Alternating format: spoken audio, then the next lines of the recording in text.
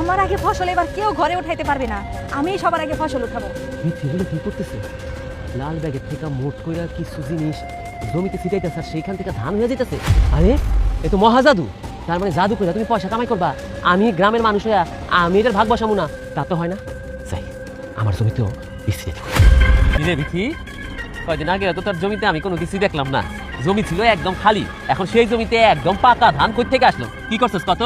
না সৈকত ভাই, সবাই যখন ধান লাগাইছে খেতে তখন আমিও লাগাইছি, আপনি হয়তো এর মধ্যে খেতে আসেন নাই, খেয়াল করেন নাই। আজকে আমি খেতটা দেখতে আসলাম। ও আচ্ছা, আমার বোকা মনে হয় না? তোমার বাড়ি আর আমার বাড়ির পথ এতটুক দূরত্ব, এই রোড দিয়ে রোজ আসি আর রোজ যাই, কই একদিনও তো আমি দেখলাম না।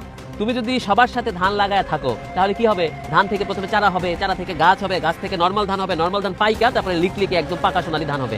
তা না কইরা এত দিন গেল আসলো, অথচ আমি দেখলাম না এখানে কোনো কিছু। আজকে হঠাৎ করে ধান উঠে আসলো কেন? তোমার কি মনে হয় আমি বুঝি না কিছু? তুমি হঠাৎ দেখলাম এই খোলা মাঠে আইসা ব্যাগ থেকে কিছু একটা বের কইরা মাঠে এমনি ছিটাইলা, অমনি ধান পাকা পাকা ধান সহ গাছ উঠে আসলো। মানুষ চাষবাস কইরা দিনের পর দিন এই গরমের মধ্যে এই রোদের নিচে দাঁড়ায়া পরিশ্রম করবো, ধান রক্ষা করবো ঝড় বৃষ্টি রোদ থেকে, তারপরে গিয়ে ধান কাটবো। আর তুমি কিনা এক জাদু মন্ত্রে ধান কাইটা বাসায় নিয়ে যাবা, তা তো হয় না।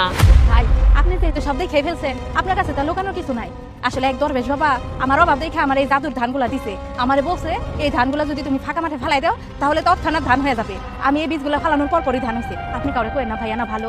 তাহলে চলো তুমি আমার সাথে চলো।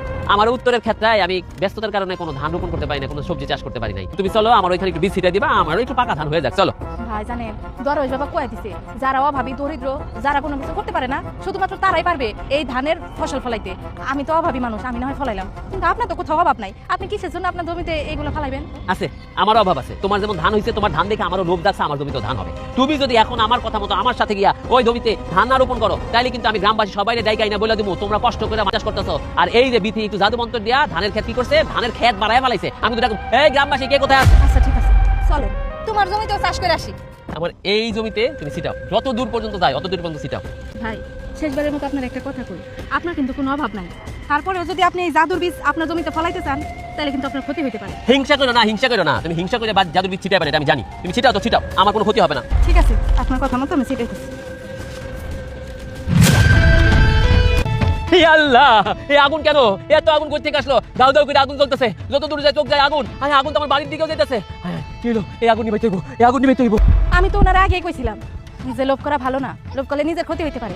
আপনি লোভের জন্য আপনার এই ফাঁকা মাঠে জাদুর বীজ ছড়াইতে গেছেন, এখন ভালো হয়েছে না? পুরা গ্রামে আগুন লেগে যাইতেছে।